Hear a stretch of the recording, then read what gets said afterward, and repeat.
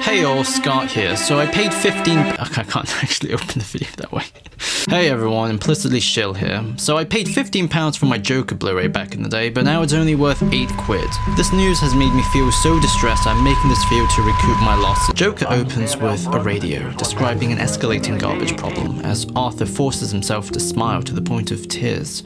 This is a cruel and indifferent Gotham that's shaped by a thin mask of civility that must be carried by everyone despite their pain, while this very unexpressed feeling eats away at everyone's soul like a parasite. All anyone can do is escape into the bliss of daydreams. But what the f are daydreams, outside of the ones that you're probably having right now as I ramble on a different tab? Daydreams are non-moments we experience in between meaningful activities, but these solitary thoughts can have immense power in shaping our expectations and wants with reality and relationships with others. Therefore, daydreams are hope as an emotion that channels the future and future actions by foreclosing them, limits the future to a present imaginary.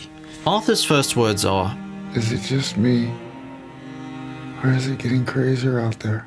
There's also a not so subtle symbol of him climbing massive stairs every day to get home. Get it? No matter how hard or responsibly he lives his life for others, he'll always have to suffer through more steps in life. As a result, both Arthur and his mother, Penny, are people who exist for fantasies in order to imagine a future outside of their predicament, like being appreciated by Robert De Niro, who brings a performance as equally charismatic as Dirty Grandpa. You see all this, the lights, the show, the audience, all that stuff, I'd give it all up in a heartbeat to have a kid like you. I haven't had sex in 15 years! You could say daydreams are derivatives of compelling unconscious fantasies that interweave with more ephemeral and less consciously intentional fantasies, dreams, transference manifestations, and resistance.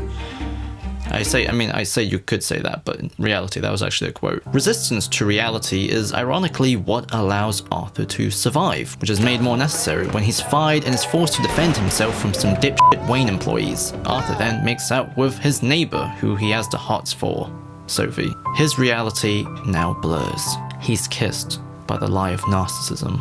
As Campbell, not Joseph Campbell by the way, but Colin Campbell argued, a key feature of daydreams is the way it constructs an idealized self that is eager to fail in reality, but will falsely present itself as the truest possible reality, all through comforting and polishing our self-image.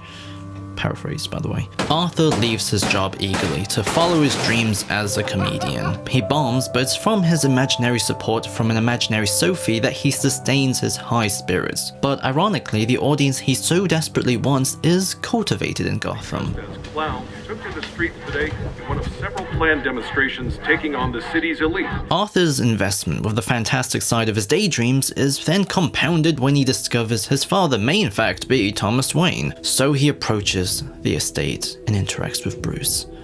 Arthur sees a reflection.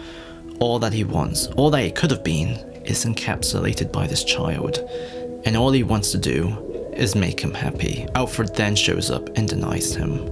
By the way, what's up with making Alfred a badass motherfucker nowadays? He looks like he should be eating raw meat and wrangling koalas. The lying side of daydreams and its blurs with fantasies all come crashing down when Robert De Niro marks Arthur's stage performance. And when he approaches Thomas Wayne in the little boy's room, who reveals not only is he not his father, but he's adopted. Also, like father like son, Thomas Wayne has no patience for the mentally challenged and punches Arthur in the face.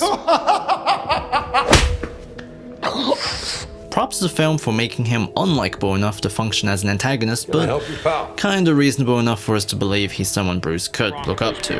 I am here to help them. I'm going to lift them out of poverty, help make their lives better. That is why I'm running. Arthur's entire life is a lie. He was abandoned at birth, then adopted to a household where Penny stood by as her boyfriend beat him.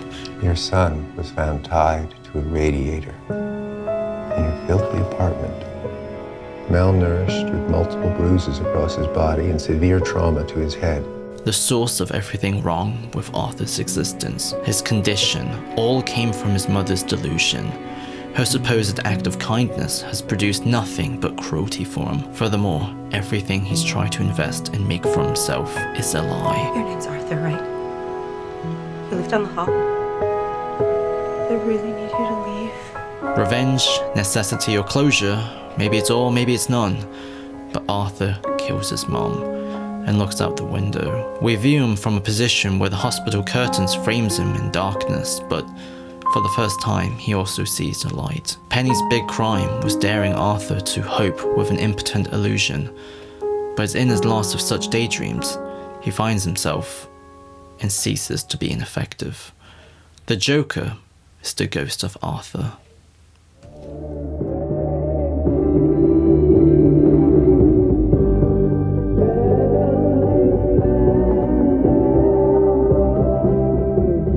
It is important to state that Joker is not a Tyler Durden-style revolutionist. He started out with a total disinterest in the political discourse around him. He is merely flattered by the attention. What's with the face? I mean, are you part of the protest? No, I don't believe in any of that. I don't believe in anything. Because at his core, Arthur is deeply alone, so all he wants is an audience. Even when his heart breaks, it's reinvigorated by his protesters. So when Arthur changes, it's not just an act of rebellion on a personal level, but he's playing to what the crowd wants from him. And this all culminates when he appears on Robert De Niro's show. Technically, he gets everything he wanted. This is exactly how I imagined it. Arthur gets his audience and a fatherly connection. Not everybody, and I'll tell you this, not everyone is awful. But the disappointment from before has changed what he wants now. You're awful, Murray. Me? So he loses his patience very quickly, and instead of going through with Arthur's jokes, the Joker screams the feelings that had been eating away at him for his entire life, with words that very specifically recognizes those that recognize him. He sees himself not as an individual, but as an example of a shared rhetoric, which now justifies his existence finally.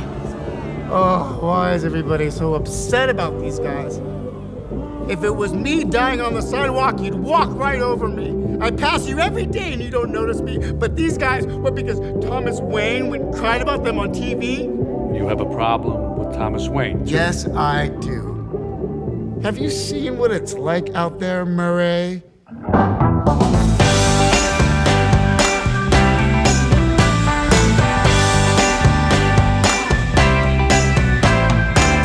Don't know if I was aware a piece was missing. In this puzzle I used to call my life. Oh no, didn't even care enough to be dismissive. I just kept keeping on in my stride. Oh, you've been waiting out there somewhere in the wind, and it's clear for all to see. 1 and 1 makes 3 perfectly. Better late than never for you and me, baby, for you and me. Oh, for you and me, baby, for you and me.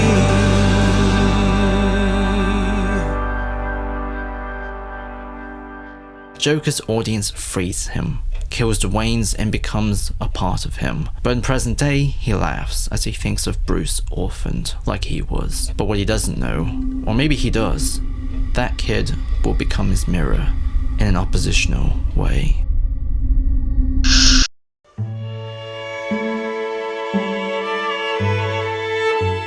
Joker doesn't believe in anything, but he's the product of everything. Arthur shared all he had and was given nothing. His revolution was entirely preventable if only he was treated with the sympathy and attention that every human deserves. His story shows us that Daydreams gives us hope, but can also put us on a fatalistic path of failure. And it's in these disappointments we may end up changing ourselves for the worst. So the next time you're daydreaming in bed about what you're gonna do for the rest of your day but find yourself failing, then it's not you.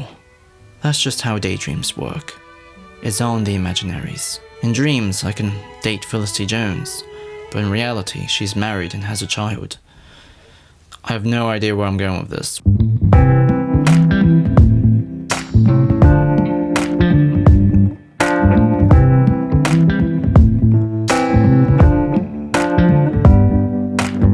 Show me your soul. Baby, I'll show you mine. Show me your soul. Honey, it's way past time. How explicit do I have to be? Need I spell it out before you get it? So yeah, this was the Joker video. This is a total remake of a very old Joker Daydreams essay from years ago, but I removed all the jargon and made it a little bit more conversational in style. I'm also gonna remake the Batman Arkham and DCEU Wonder Woman soon. Anyways, I like the Joker. I thought it was a good film. I don't think I really enjoyed it up until the theater scene when I rewatched it, because everything from before was so reliant on cliches, from you got the sick mom getting fired from work to an imaginary girlfriend. But hey ho, that's not a criticism, just me not liking the ingredients in the meal despite how well it's cooked. Anyways, special thanks to everyone on Patreon. You guys are heartbreakingly wonderful.